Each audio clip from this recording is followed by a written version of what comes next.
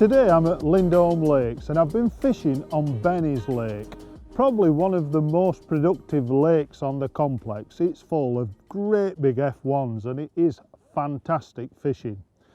But what I've tried to do today is catch these fish fishing through the water with a waggler.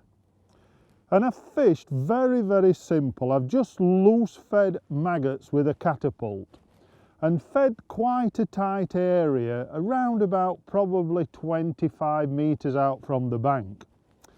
And all I've done, I've fished with a very simple strung out shotted rig and fished through the water. I've started almost at full depth on this 10-foot deep swim. Even though it's really cold, I think as the light starts to improve and the days get longer, the fish want to feed and they start to come up into the upper layers, especially F1s. F1s are notorious for wanting to feed in those upper layers. And that's exactly what's happened today. I've started fishing almost at full depth, and then as soon as I started getting indications, don't get me wrong, I fished today for maybe 1 hour before I've started to catch any fish.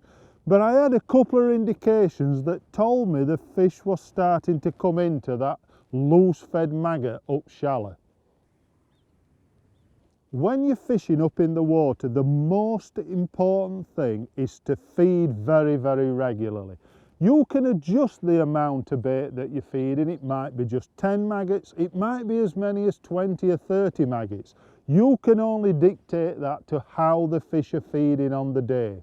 But one thing for sure, if you sit down to eat your dinner and suddenly somebody takes it away, you'll go looking for that dinner. And that's the important thing. You must keep some bait falling through the water, because it's not like fishing on the bottom. When you're fishing on the bottom, the feed can land on the bottom and keep the fish in the swim. But of course, when you're fishing shallow, you need them maggots to be falling through to keep the fish in the area. What you will notice also, that often when you're fishing a feeder and fishing on the bottom, you catch the smaller stamp F1s. But when you fish up in the water, this method is brilliant at picking out those bigger fish that want to compete in the upper layers.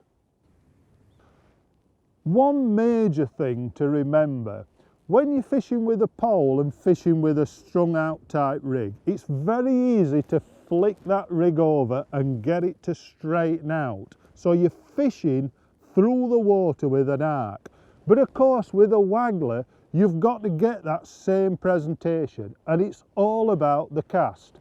You cast, feather the line and then stop the float. So what happens is all those shots straighten out in front of the float, so it lands in a line. Once this happens, you can sink the line and just bring the float back slightly to tighten everything up, and then you're fishing on the drop all the time.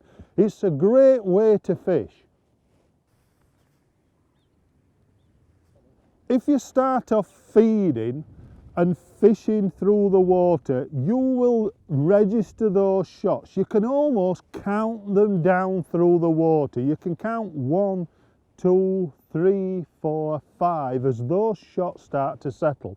But of course, as you fish, you'll not have to count, because you'll understand, your brain will start telling you when them shots are settling. If a fish intercepts the bait, you'll know instantly.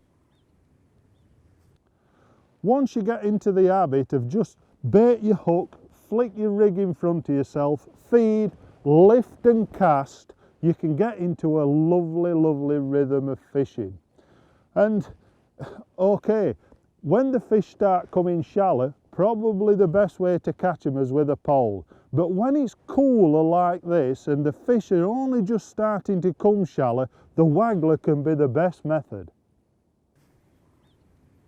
Looking at the rig that I've fished with today, I've just fished with a Visit Wag 2, which is a loaded float.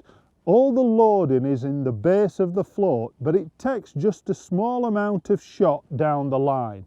And what I've done, I've strung out number 10 shots, about probably 10 to 15 centimetres apart, through the rig. The VisiWag 2 has 5 sizes from 1 gram up to 2 gram. And today I've used the 1.75 size float. It's important when you're fishing shallow and fishing with maggots like this that you use the lightest float that you can get away with. I always use a rubber swivel float adapter at the base of the float. This means I can change the float that I want to use on the day. So okay, I've used a 1.75 gram, but if the wind had have dropped, I could have dropped down to even a 1.5 grams.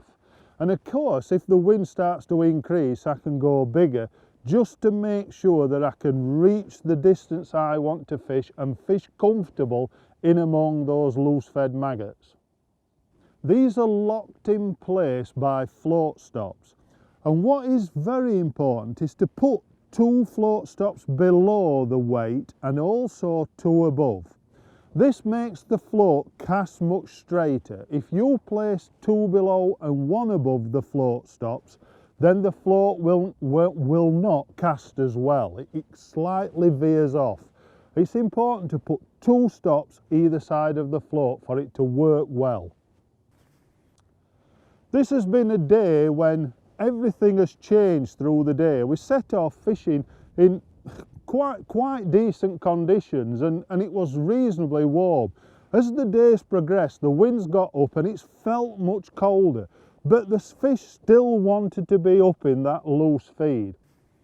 Today, even for me, I've been a little bit rusty and I've had an odd fish pull off that I've foul hooked. And that's purely because I've not managed to find the right depth quick enough. And probably because I've not fished a waggler a lot this year, it's took some time to find the depth that these fish are at. And of course, if you start foul hooking an odd fish like Silly Devil's done today, then what you've got to do is find that level that the fish are at. Come up in the water and work hard and you'll find that level where the fish are feeding.